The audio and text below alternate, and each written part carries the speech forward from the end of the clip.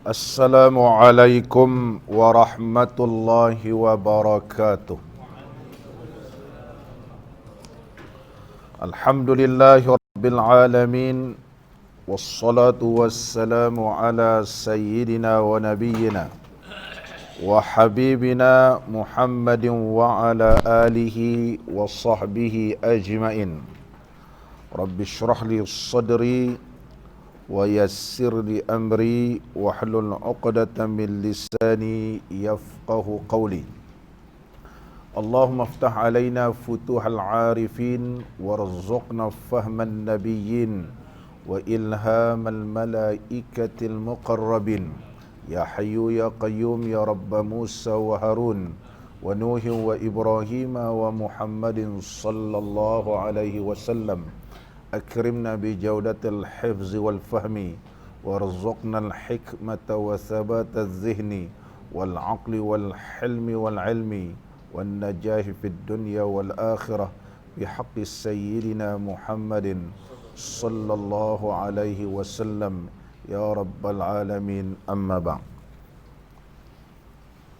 Alhamdulillah, bersyukur kita kehadrat Allah Subhanahu wa taala kerana dapat kita sama-sama pada malam ini meneruskan lagi pembacaan kitab kita Aqidatul Aqaid.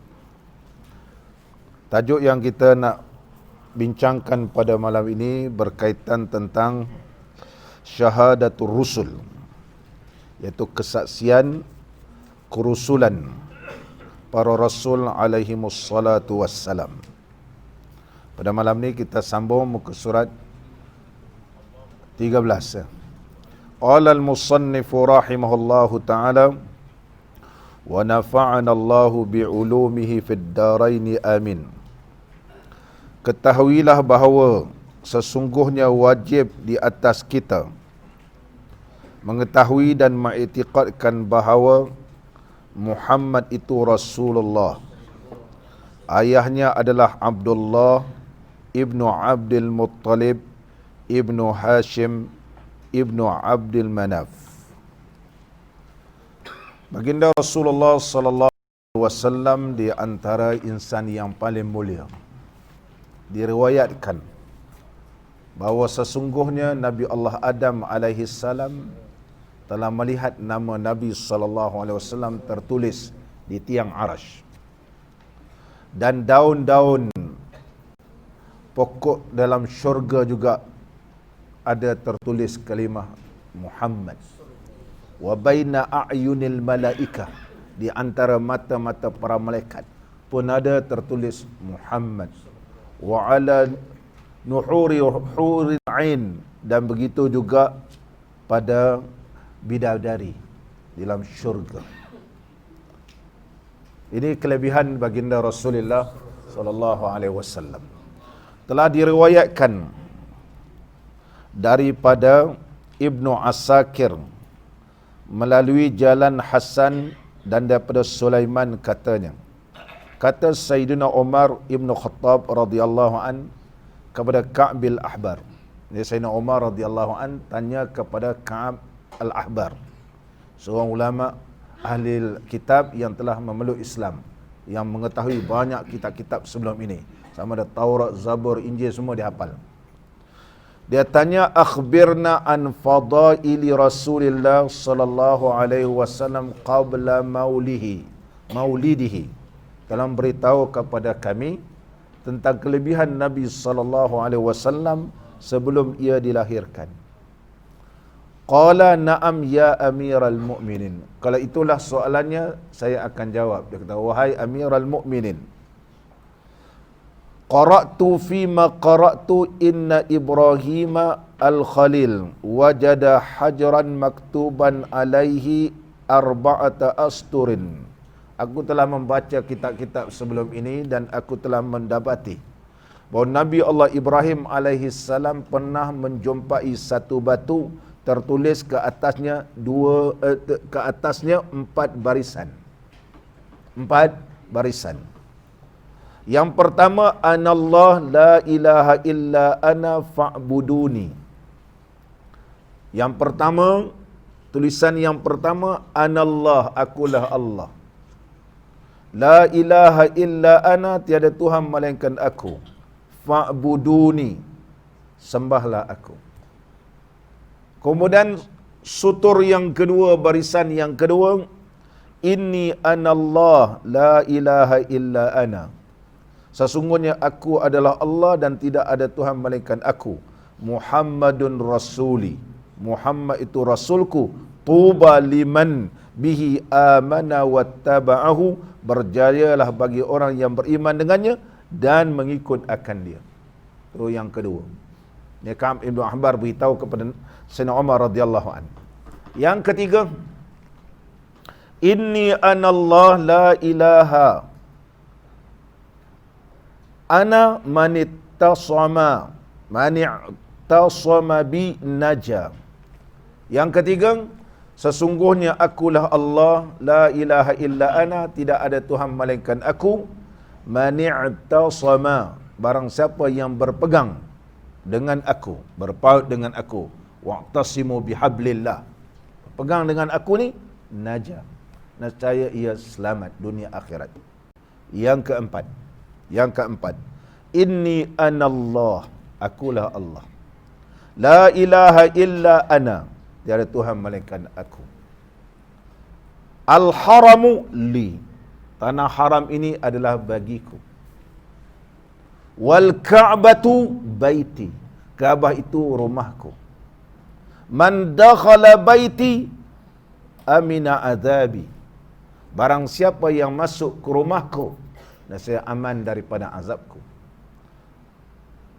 Ini yang diriwayatkan daripada Sayyidina Umar radhiyallahu anhu dan telah disebut oleh Al-Imam As-Sayuti rahimahullahu taala di dalam kitab beliau Al-Khasaisul Kubra, iaitu Al-Khasais Al-Kubra karangan Al-Imam As-Sayuti rahimahullahu taala, jilid yang pertama, muka surat 90. Begitu juga hadis ini begitu panjang, telah diriwayatkan oleh Al-Imam At-Tabrani dan Ibnu Jarir dan Al-Imam Al-Baihaqi. Al-Imam At-Tabrani telah meriwayatkan hadis ini melalui susur jalur sahabat Nabi sallallahu alaihi wasallam Sayyidina Abu Hurairah radhiyallahu anhu. Ini di antara kelebihan baginda Rasulullah sallallahu alaihi wasallam. Muslimin dan muslimat yang dirahmati oleh Allah, ulama menyebut bahawa nama Nabi sallallahu alaihi wasallam ni kalau dihitung melebihi ataupun boleh sampai kepada 4,000, dia kata 4,000 nama. Anna asma'ahu sallallahu alaihi wasallam kathiratun, nama Nabi sallallahu alaihi wasallam ni terlampau banyak. Hatta inna ba'dahum awsalaha ila 4,000, sehingga ada ulama kalau kira-kira buat nama ni sampai 4,000. Kulluha mustaqqatun, semuanya adalah istiqaq, iaitu diambil daripada min sifatin qamat bihi, iaitu sifat yang ada pada Nabi sallallahu alaihi wasallam yang mewajibkan kepada puji dan juga kesempurnaan baginda Rasulullah sallallahu alaihi wasallam. Muslimin dan muslimat yang dirahmati oleh Allah Subhanahu wa taala. Nasab Nabi sallallahu alaihi wasallam, bapanya yang bernama Abdullah.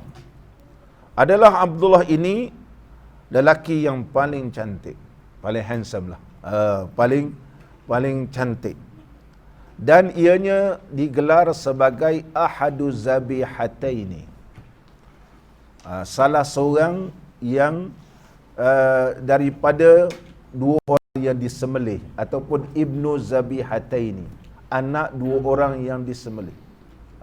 Maknanya dia di antara Abdullah ini iaitu salah seorang yang dua orang disembelih. Adapun Nabi sallallahu alaihi wasallam digelar ibnu zabihataini, sebagaimana yang saya telah uraikan pada pengajian yang lepas. Dia antara dua orang yang nak disembelih.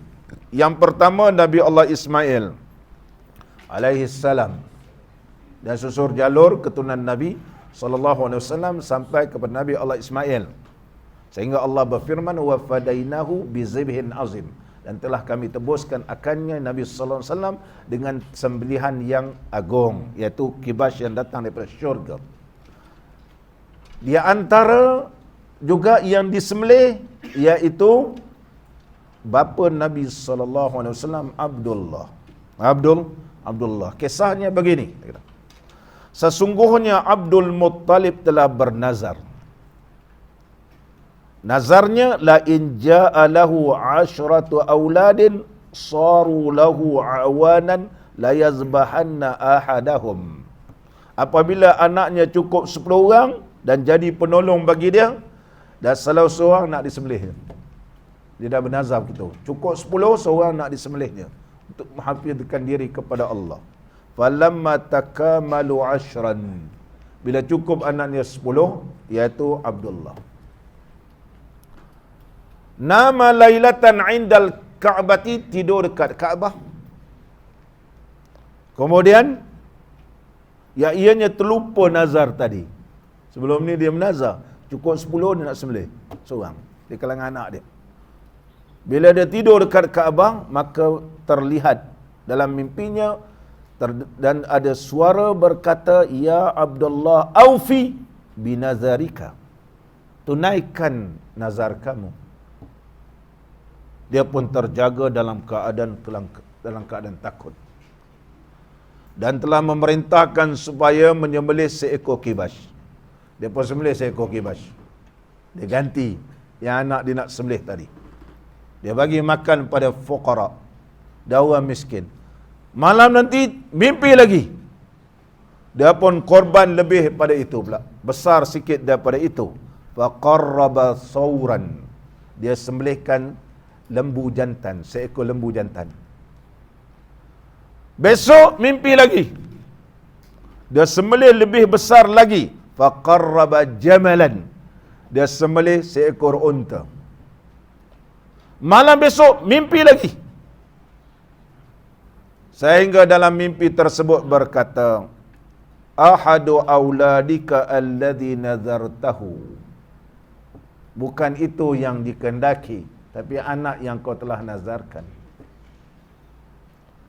Kemudian telah mengumpulkan semua anak dia, kumpul dan beritahu tentang nazarnya, dan telah memanggil mereka ini untuk ditunaikan nazarnya. Semua mereka ni kata, kami taat pada bapa. Kami taat pada bapa. Undi-undi kenalah kepada Abdullah. Nak disembelih ni. Sedangkan Abdullah ni anak yang paling dia sayang, paling dia suka. Maka dia pegang tangan anak dia. Dah tu dah dia pegang pisau, nak menyembelihnya. Tiba-tiba orang Quraisy datang. Hei, jangan buat kerja bodoh kau ni, dia kata. Takkan anak kau nak kau sembelih, dia kata. Begitu. Pergi jumpa tukang nama kahinah, tukang tenung. Cuba pergi jumpa sana zaman itu, jumpa orang yang tukang tilik. Pergi jumpa tukang tilik.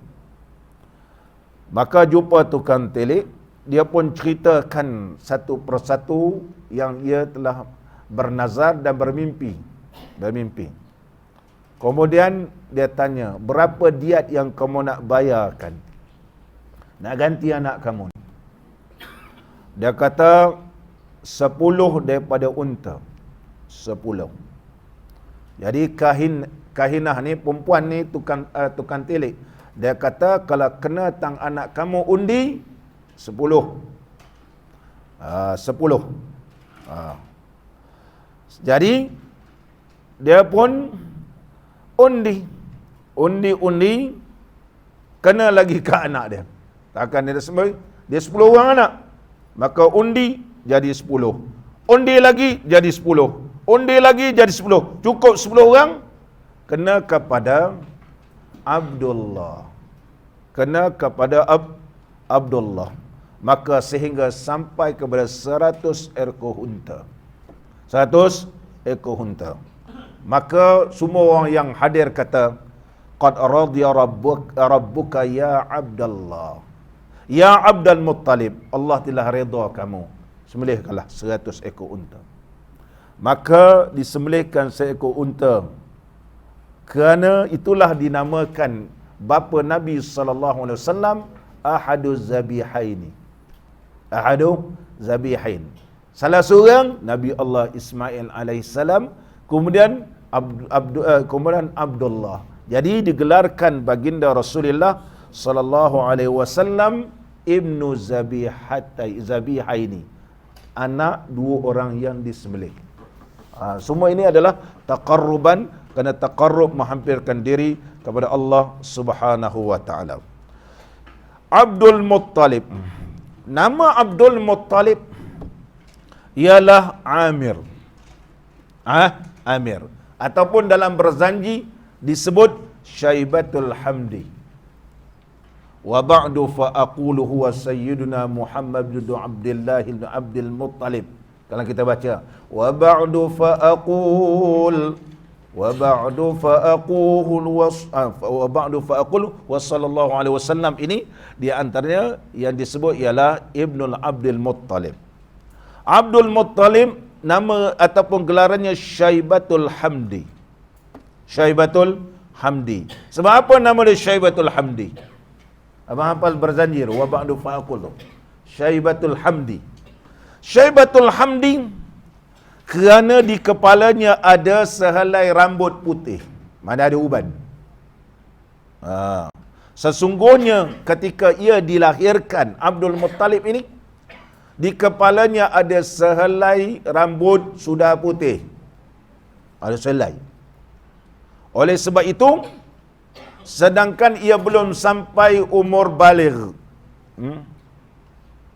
maka mengambil tafaul keberkatan itu dinamakan beliau Syaibatul Hamdi. Disebutkan Alham puji kerana mengharapkan supaya orang ramai memujinya. Supaya orang ramai memujinya. Maka adalah Abdul Muttalib ini seorang yang baik. Apabila tiba bulan Ramadan, memberi makan kepada fakir miskin. Begitu Abdul Muttalib ni. Sebab Ramadan ini puasa, Nabi-Nabi sebelum ini juga puasa. Nabi-Nabi sebelum ini puasa. Dan seterusnya Abdul Muttalib Ibnu Hashimin. Ibnu Hashim. Dinamakan Hashim ataupun gelarannya Hashim. Nama asalnya ialah Amrun. Abdullah tadi nama dia, Abdul Muttalib nama dia Amir. Tapi gelarannya Syaibatul Hamdi.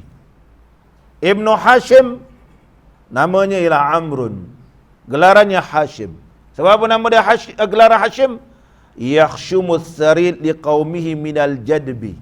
Dia pergi ambil roti-roti keras ni, dihancur-hancurkan, biar orang makan. Kerana musim tu musim kemarau. Kalau musim kemarau tengah roti Arab ni, keras. Dia tumbuk-tumbuk jadi hancur, dia bagi orang makan.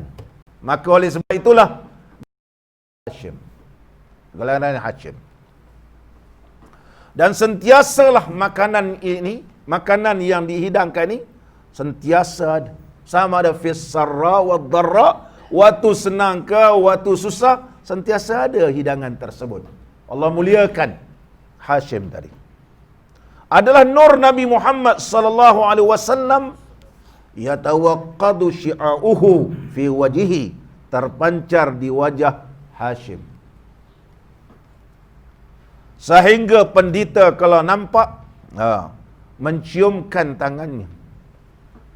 Nampak Hashim ni sebab terpancar nur Nabi sallallahu alaihi wasallam di mukanya, nampaknya orang cium tangan. Termasuk pendeta-pendeta, ulama-ulama ahli kitab, kalau jumpa cium tangan dia. Allahu akbar. Ini keturunan Nabi sallallahu alaihi wasallam, sudah nampak gitu. Dan ia meninggal dunia di Gaza, umurnya ketika itu 25 tahun. 25 tahun. Ibnu Abdi Manaf, ataupun namanya Mughirah. Kalau dalam berzanji sebut Mughirah bin Mughirah. Mughirah dinamakan beliau Mughirah kerana mengambil sempurna nama ini, diambilkan keberkatan, digelarkan Mughirah sebab yughayyirul alal a'da. Beliau telah boleh mengubahkan segala musuh. Musuh-musuh ni jadi habis semua. Ataupun orang tak bermusuh jadi tak bermusuh. Begitu. Ini kelebihannya. Kelebihan beliau. Iaitu Abdu Manaf. Ianya seorang yang cantik. Sehingga digelarkan beliau Al-Fayyad. Kerana apa? Likasri judihi. Kerana dia seorang dermawan. Memang dia susun jalur Nabi SAW. Semua baik-baik belaka. Oleh sebab itu tak boleh kata ibu bapa Nabi ni ahli neraka. Sebab susur jalurnya semua baik-baik belaka. Susur jalur baik-baik belaka. Sehingga Nabi SAW memberitahu bahawa aku dilahirkan daripada sulbi yang baik. Lam yazalillahu yanquluni minal aslabi tayyibah.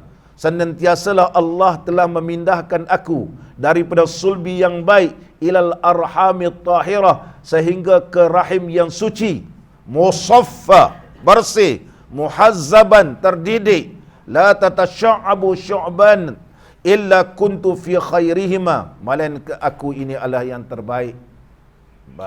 Takkan daripada kufur, takkan daripada benih yang tidak baik, ibu bapa yang tak baik.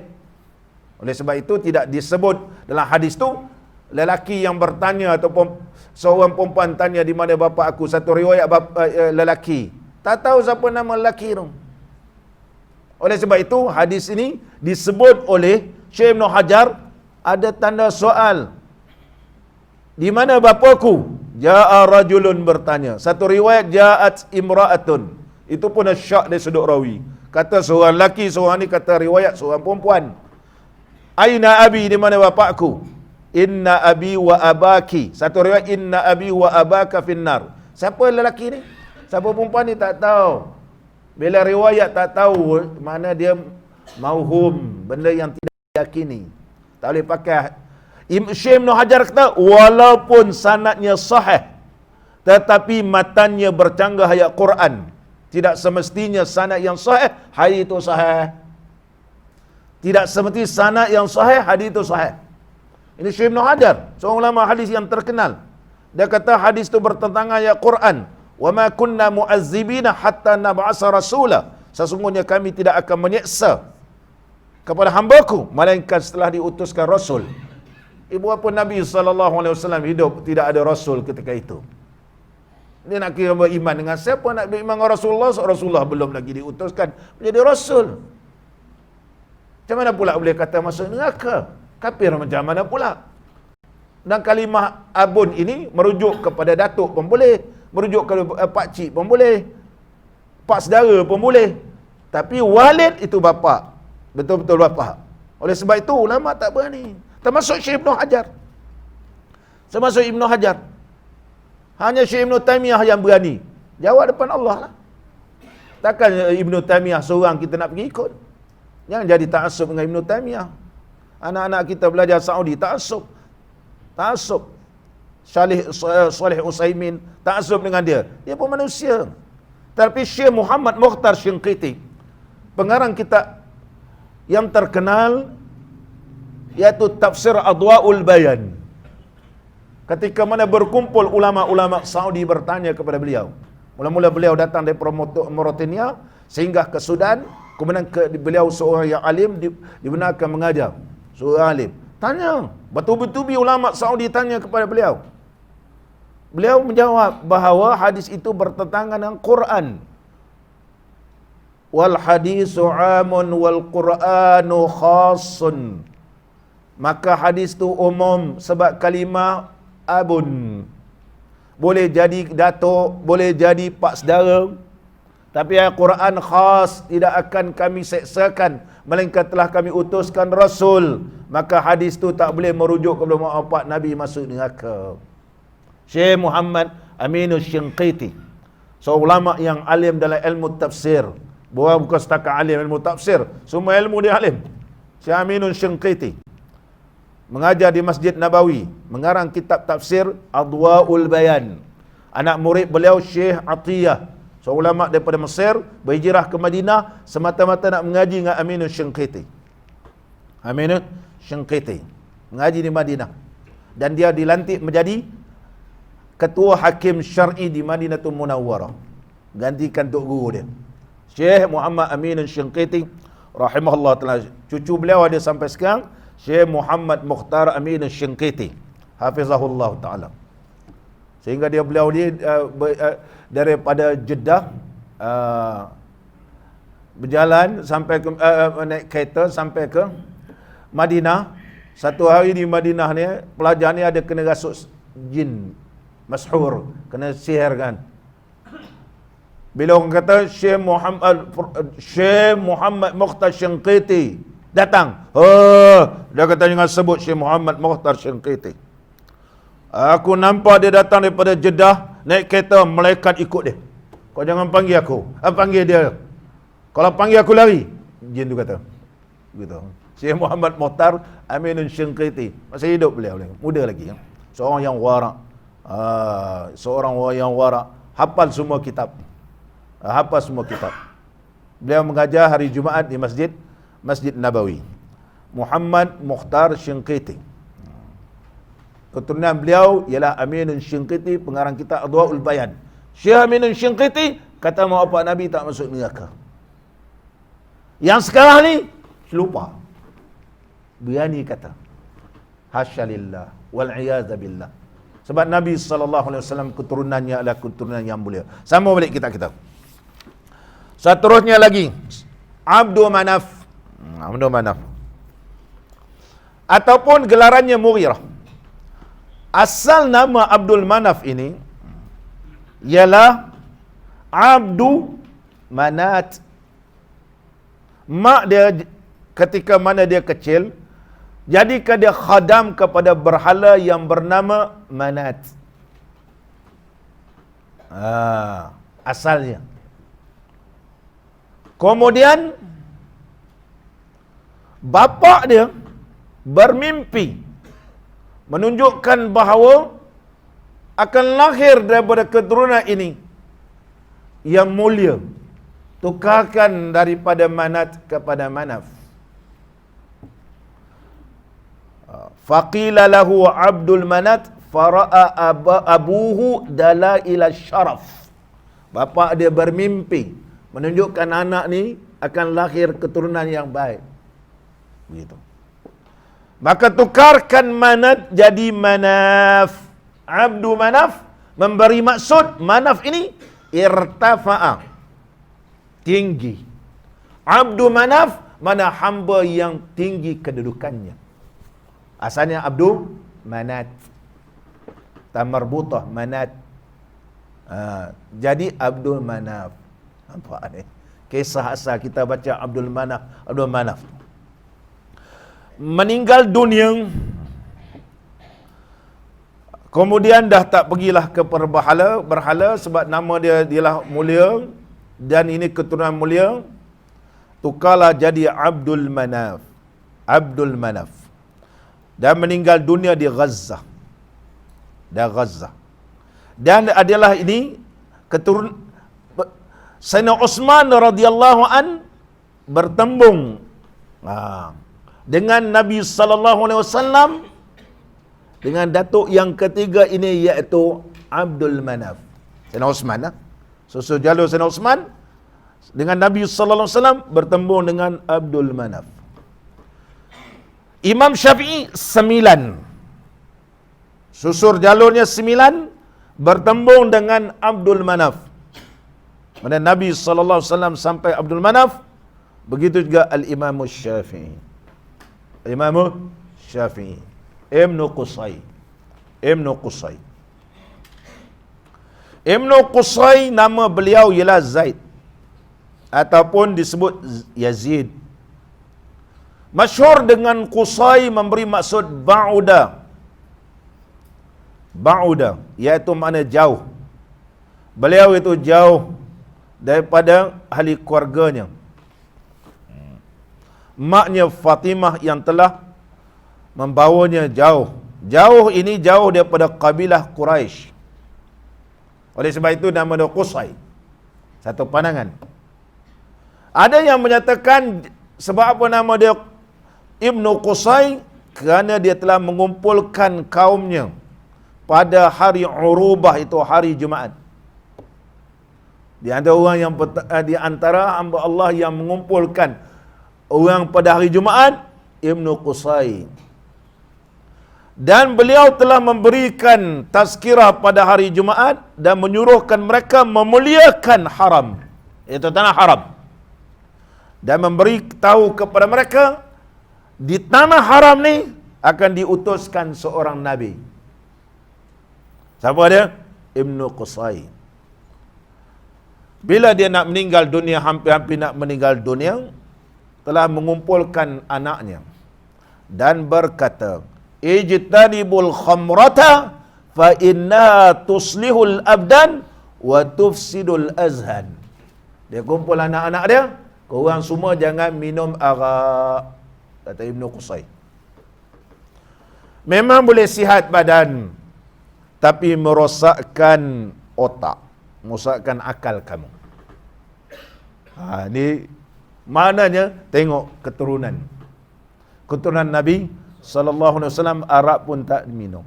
Jangan kau minum arak, jauhkan arak, fa innaha tuslihul abdan, tapi wa tufsidul azhan, rosak akal kamu besok. Muslimin dan muslimat yang dirahmati oleh Allah, Ibnu Kilab. Ni abang Rahmat selalu baca berzanjiat, Ibnu Kilab. Sebab apa nama Kilab? Kilab nama betulnya ialah Hakim. Ada yang kata nama dia Urwah. Digelarkan Kilab kerana dia suka memburu. Gunakan anjing, apakah dia? Orang dulu memburu bawa anjing. Anjing buruan dinamakan kalbul muallam. Dalam Quran pun sebut kalbul muallam. Kita kalau bismillahirrahmanirrahim, kita lepaskan anjing ni, dia pun gigit binatang ni mati. Kita boleh makan, buang tempat yang dia gigit sahaja. Yang bernajis sah. Kalbul muallam. Kalau sempat kita sembelih, ya kita sembelih. Kalau mati pun sah. Halal begitu. Kalbul muallam. Kerana dia suka memburu. Ada yang mengatakan dinamakan dia Kilab limukalabatihi, kerana dia ni bila berperang dia akan menghampit sampai ke musuh. Begitu. Lagi mara ke depan. Oleh sebab itu dinamakan mukalabah. Pandangan pertama kerana dia suka memburu. Pandangan kedua, kalau dia berperang, dia akan maju ke depan.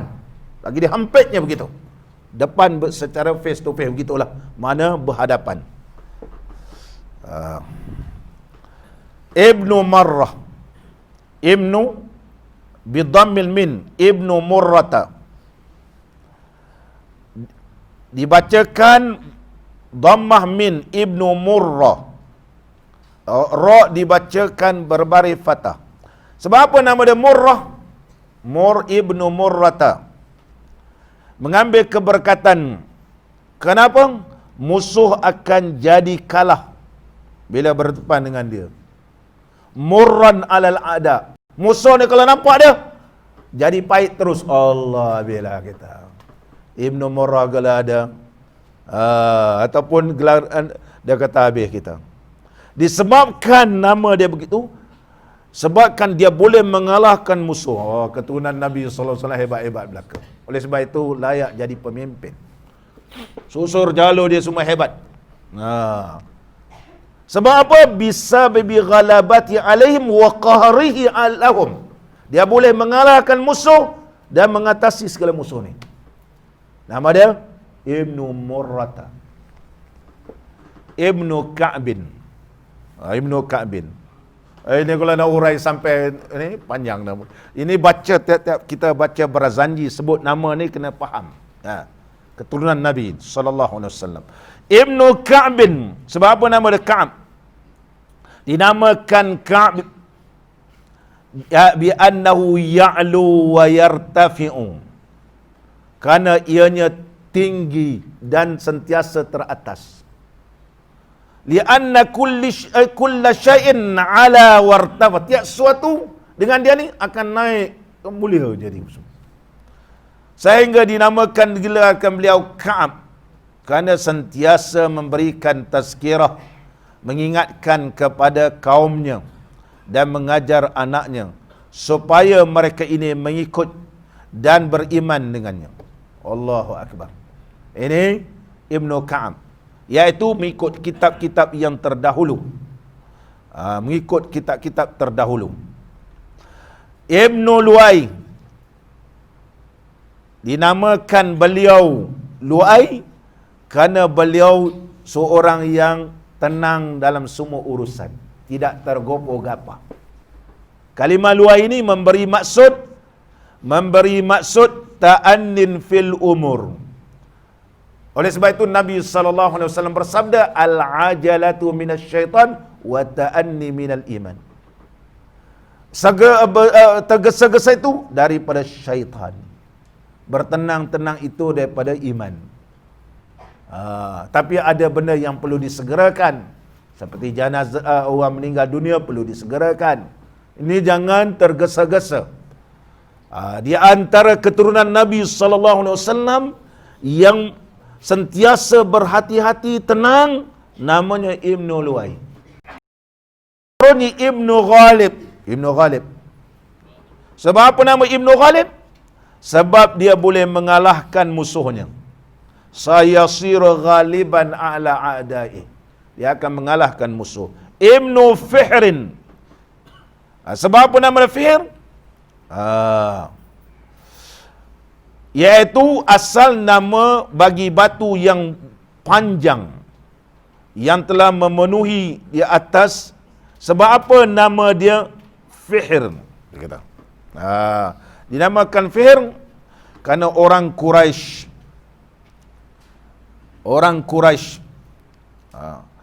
sentiasa berhajat kepadanya. Summiya bihi litulihi wa salabatihi, kerana dia ni seorang yang tinggi dan orang yang gagah perkasa. Nama dia Ibnu Fihrin ni. Lagi Ibnu Malik. Dinamakan Malik kerana ia menjadi raja Arab. Menjadi raja. Patutlah Nabi SAW dia boleh menjadi pemimpin. Iaitu Ibnu Malik. Ibnu Nadar. Sebab apa nama dia Ibnu Nadar? Kerana mukanya bercahaya-cahaya. Oleh sebab itu muka Nabi SAW berseri-seri. Nadrah maknanya iaitu berseri-seri.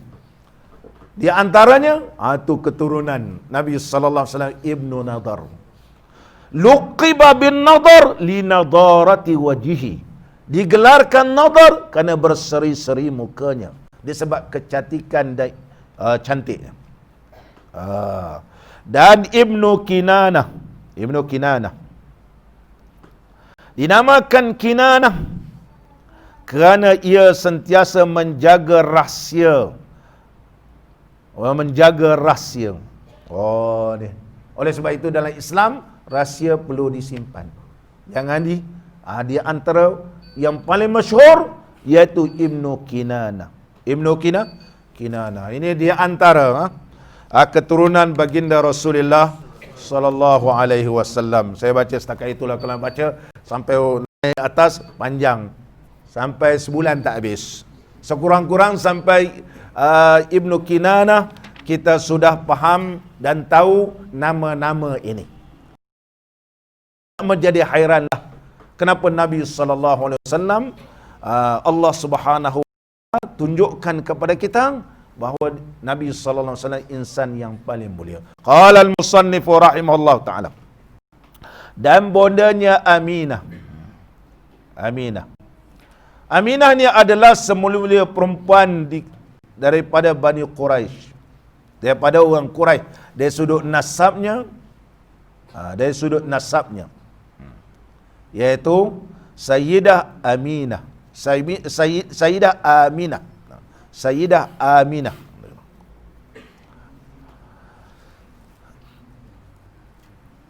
Mana tadi? Bintu Wahbin dibaca Wahbin, difatahkan dan disukunkan Wahbin. Ya, bangsanya lah Arab Quraisy. Arab Quraisy. Maka Aminah ini dia bertembung dengan Ibnu Kilab. Bertembung dengan Ibnu Kilab. Susur jalurnya bertemu dengan Ibnu Kilab. Jadi bapa Nabi SAW sampai Ibnu Kilab, ibu Nabi SAW susur jalur juga bertembung tentang Ibnu Kilab. Bertembung dengan Ibnu Kilab. Oleh sebab itulah susur jalur Nabi SAW ini adalah nasab yang terbaik. Nasab yang terbaik. Dan ialah manusia yang dipeliharakan daripada dosa lagi yang dipilih. Itu baginda Rasulullah SAW. Dan dialah khatamun nabiyyin, iaitu penyudah para nabi alaihimussalatu wassalam. Dan diangkat menjadi rasul, ialah bagi menghormati umat. Jadi diangkat menjadi rasul kerana memuliakan umat. Kuntum khaira ummatin ukhrijat linnas. Kuntum, kamu, khaira ummah. Khabar kepada kana. Orang mengaji ilmu tahu, kana tarfa'ul isma wa tansibul khabar. Merafa'kan isim dan menasabkan khabar. Kuntum, isim dia ialah antum. Khabar kana di situ khaira. Kuntum khaira ummatin. Kamu adalah sebaik-baik umat. Ukhrijat linnas. Dikeluarkan di kalangan manusia. Ta'muruna bil ma'ruf wa tanhauna 'anil munkar. Jadi Allah utuskan Nabi SAW kepada umat ni kerana umat ni akan jadi umat yang terbaik. Menghormati umat dan bagi membaiki akhlak hayawaniyah, iaitu memperbetulkan daripada akhlak yang tidak baik kepada akhlak yang terbaik gitu. Akhlak yang terbaik. Daripada akhlak hayawan kepada akhlak insaniyah, kepada akhlak kemanusiaan. Insaniyah. Ada ulama kata kalimah insan dia ambil kalimah uns. Bukan dia ambil kalimah nasia. Kalau kalimah nasia maknanya lupa. Tapi kalimah unsun, Anis. Siapa nama anak kamu? Anis. Teman penenang. Unsiyah, satu ketenangan. Mana akhlak insaniyah, akhlak yang mendapat ketenangan, yang dirahmati dan dicucuri rahmat oleh Allah. Itu akhlak insaniyah. Dan ialah insan kamil, insan yang sempurna, yang bersifat dengan sifat kepujian yang sempurna. Oleh yang demikian, wajib atas kita mengetahui sifat-sifat kepujian baginya dan kesempurnaan. Nabi SAW diutuskan oleh Allah, di antaranya untuk menyampaikan risalah Allah kepada hamba-Nya. Kemudian di antara untuk mensyarahkan kitab Allah dan menerangkan kepada manusia apa yang diperintahkan oleh Allah. Wa anzalna ilaika dzikra litubayyana lin-nas ma nuzila ilaihim wa la'allahum yatafakkarun. Allah berfirman dalam surat An-Nahl ayat 44, sesungguhnya kami turunkan kepada engkau wahai Muhammad az-zikr, peringatan, itu Quran. Litubayyina linnas, untuk menerangkan kepada manusia. Ma nuzila ilaihim, apa yang diturunkan kepada mereka, wa la'allahum yatafakkarun. Mudah-mudahan mereka sentiasa berfikir.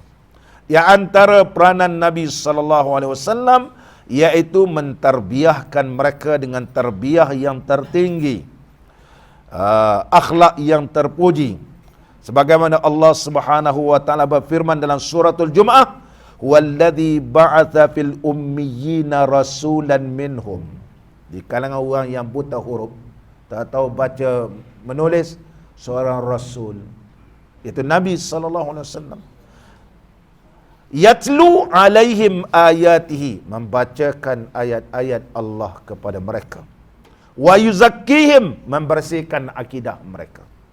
Wa yuallimuhumul kitab, mengajar hukum hakam dalam Quran. Wal hikmah, dan juga hikmah. Pelaksanaan hukum tu hikmah. Hikmah. Wa in kanu min qablu lafi dhalalim mubin, sekalipun sebelum ini mereka sesat yang nyata. Peranan Nabi sallallahu alaihi wasallam. Seterusnya lagi. Maka sifat-sifat yang wajib bagi mereka itu, iaitu para Rasul alaihi wassalatu wassalam, ialah as-sidqu. Di antaranya ialah as-sidqu. Benar. Sidq ini, as-sidqu, terbahagi kepada tiga. As-sidqu ini terbahagi kepada tiga. Yang pertama, as-sidqu fi da'war risalah. Benar pada dakwaan risalah. Mana risalah yang dibawa oleh para Rasul alaihi wassalatu wassalam ini benar. As-sidqu fi da'war risalah. Ini risalah Rasul ni ialah benar. Dia akan nyatakan ni benar, dakwah risalah. Yang kedua, as-sidqu fil ahkam, benar pada segala hukum. Allati yuballighunaha anillahi ta'ala, yang mereka menyampaikan hukum-hukum ni daripada Allah Subhanahu wa taala. Itu as-sidqu. Yang ketiga, as-sidqu fil kalam. Semua perkataan yang keluar daripada para Rasul alaihi wassalatu wassalam ini dan juga para Nabi adalah benar.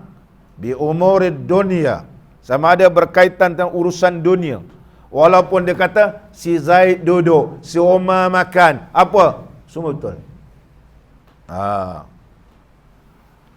Aku makan begini, aku minum begini, semua betul. Dalam kitab Asy-Syama'il Muhammadiyah, Rasulullah kata aku makan begini, semua betul. Syama'il. Dia ada tiga. Asy-Syama'ilu, kesempurnaan Nabi sallallahu alaihi wasallam. Khasa'isu, keistimewaan Nabi sallallahu alaihi wasallam. As-siratu, sirah Nabi. Daripada lahir sehingga wafat. Itu nama dia As-Sirah An-Nabawiyah. Mengaji kitab Sirah Nabawiyah, tak ada cerita tentang macam mana muka Nabi, macam mana janggut Nabi, macam mana makan Nabi. Tak ada aja. Sirah tak ada. Sirah tak ada. Kalau nak mengaji tu, mengaji Asy-Syama'ilu Al-Muhammadiyah, kesempurnaan Nabi sallallahu alaihi wasallam. Yang ketiga, dalam Syama'il tak ada cerita tentang keistimewaan Nabi sallallahu alaihi wasallam. Air kencing Nabi tidak berbau, puluh Nabi begitu wangi, kan? Tak ada dalam Syama'il. Syama'il cerita kesempurnaan. Adapun khasais, keistimewaan Nabi sallallahu alaihi wasallam, dia satu kitab khas, nama dia iaitu Khasais. Oleh sebab itu Imam Suyuti karang Al-Khasaisul Kubra. Imam Suyuti karang, saya ambil tadi riwayat-riwayat dalam kitab Al-Khasaisul Kubra. Ini keistimewaan Nabi sallallahu alaihi wasallam untuk melengkapkan pengetahuan kita mengenai berkaitan Nabi sallallahu alaihi wasallam. Tiga ilmu ini dipelajari. Yang pertama, As-Siratun Nabawiyah. Yang kedua, Asy-Syama'ilu Al-Muhammadiyatu. Yang ketiga, Khasaitur Rasul, keistimewaan Nabi sallallahu alaihi wasallam. Barulah lengkap pembelajaran pribadi Nabi sallallahu alaihi wasallam. Sirah tak ada bah. Sirah lahir, nanti perang tak perang apa semua sehinggalah wafat. Itulah sirah baginda Rasulullah sallallahu alaihi wasallam. Hanya mungkin orang mengajar dia selit-selitkan sedikit syama'il, selitkan sikit khasais. Tapi sirah tidak membahaskan bab itu. Muslimin dan muslimat yang dirahmati oleh Allah. As-sidqu. Ini dia antara sifat yang wajib bagi Nabi sallallahu alaihi wasallam. Dan seterusnya lagi, ini nak hurai satu persatu, as-sidqu. Kemudian benar artinya, wajib kita i'tiqadkan bahawasanya yang disampaikan oleh mereka itu benar daripada Allah Ta'ala. Apa yang disampaikan oleh para Rasul alaihimussalatu wassalam adalah benar. Adalah benar. Adalah benar. Oleh sebab itu Allah Subhanahu wa taala telah berfirman dalam Al-Quranul Karim, A'udzu billahi minasyaitonir rajim. Allahu yastafi minal malaikati rusulan wa minan nas. Sesungguhnya Allah telah memilih yang terbaik di kalangan para malaikat. Malaikat ni ada malaikat, kita beriman kepada para malaikat. Ada malaikat yang dinamakan Hamalatul Arsy. Ada 10 orang para malaikat lagi yang kita, ini malaikat-malaikat terpilih. Malaikat ni tidak terhingga. Wa minan nas, dan di kalangan manusia ada ulul azmi, ada iaitu para rasul yang mendapat gelaran ulul azmi. Ada yang menjadi rasul iaitu wajib kita beriman itu ialah 25. Bilangannya begitu ramai. Begitu juga nabi. Ini Allah pilih.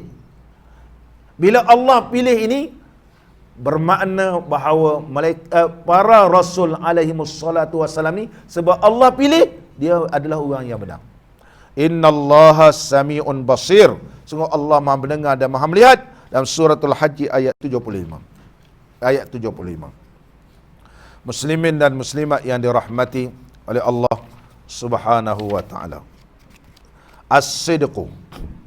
Dalil yang menunjukkan bahawa nabi ataupun para rasul ini as-sidqu, Allah berfirman dalam surah Al-Ahzab ayat 22.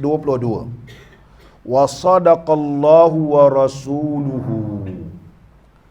Telah benarlah Allah dan rasulnya. Pada kalimah sadaqallahu wa rasuluhu. Contoh kalau kita baca hadis pun, sadaqa Rasulullah sallallahu alaihi wasallam. Lepas baca Quran, sadaqallahul azim. Walaupun ada geng-geng kata ialah bid'ah. Sebab Nabi tak pernah ajar. Kalau Nabi tak pernah ajar, bagilah satu kalimah yang kami boleh baca. Kita sudah habis baca Quran, sadaqallahul azim. Bid'ah syekh dia kata.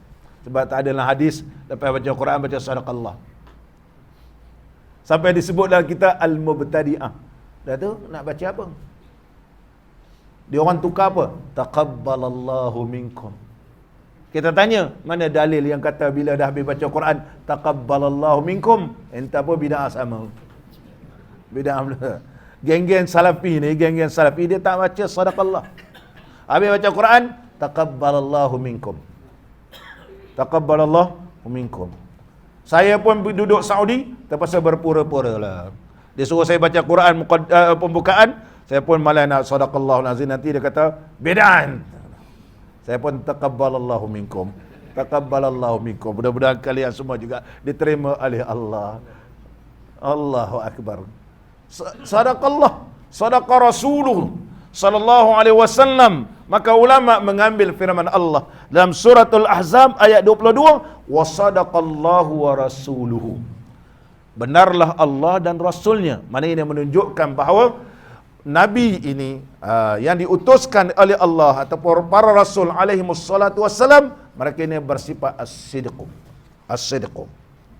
Di antaranya Allah Subhanahu wa taala telah berfirman dalam surah Al-Haqqah ayat 44 sehingga 47. A'udzu billahi minasyaitonir rajim.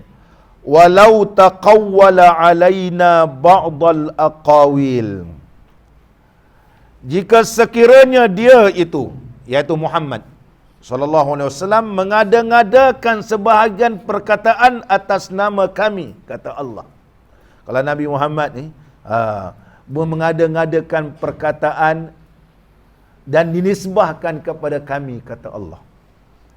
La akhazna minhu bil yamin. Nescaya kami akan pegangkan dia. Mana akan ambil tindakan tegas. Daripadanya bil yamin, dengan tangan kanan mana ambil tindakan tegas. Summa laqata'na minhul watin. Dan kami akan potongkan jantungnya. Oh, nampak ni. Mana keras. Fama minkum min ahadin anhu hajizin. Tidak ada seorang yang boleh menghalangnya kalau kami nak laku sedemikian rupa. Dalam suratul Haqqah ayat 44 sehingga 47, ini menunjukkan para rasul alaihimussalatu wassalam bercakap benar. Kalau tak cakap benar, Allah berfirman, la akhazna minhu bil yamin. Kami akan pegang tangan kanannya, mana ambil tindakan dengan tegas. Dan kami akan potong segala jantungnya. Begitu. Allahu Akbar. Tak ada seorang pun boleh halang. Ini dalil yang menunjukkan bahawa segala apa yang dibawa oleh Nabi SAW benar. Jangan kamu tolak. Dan jangan kamu lawan apa yang dibawa oleh Nabi SAW. Sebab ini datang daripada Allah. Kalau kamu tolak, bermakna kamu tak beriman pada Allah, tidak beriman pada Rasul. Habis akidah. Habis. Dan seterusnya muslimin dan muslimat yang dirahmati oleh Allah.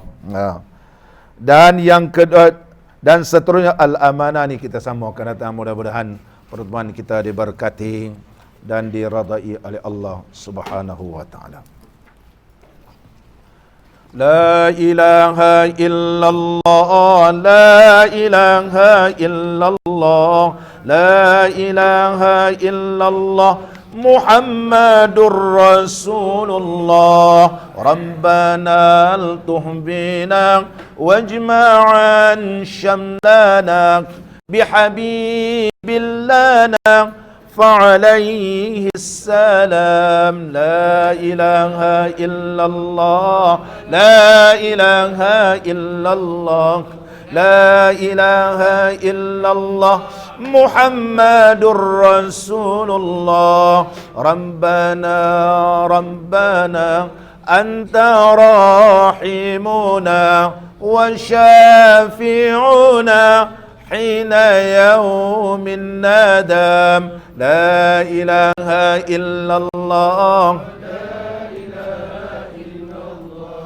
لا إله إلا الله، محمد رسول الله. وهو يسقي لنا عند حوض المنى، فهنيئا لنا بجوار الإمام. لا إله إلا الله،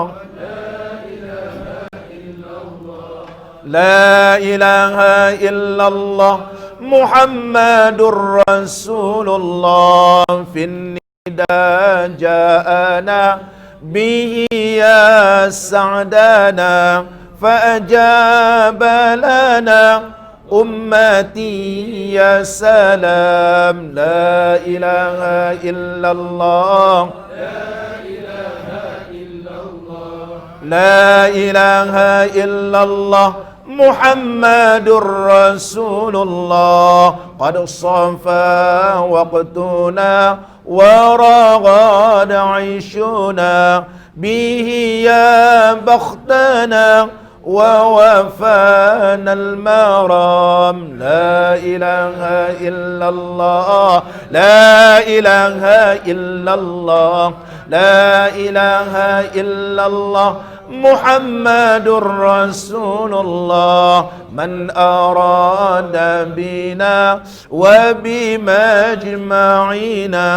حسبنا ربنا عند كيد الأنام. لا إله إلا الله، لا إله إلا الله، محمد رسول الله. ربنا أحينا بالتقى في الدنا، من عذاب قنا لا نخاف في الزحام لا إله إلا الله